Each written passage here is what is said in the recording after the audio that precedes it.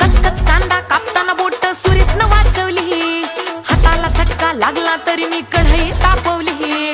कचकच कांदा कापताना बोट सुरीतनं वाचवली, हाताला चटका लागला तरी मी कढई तापवली.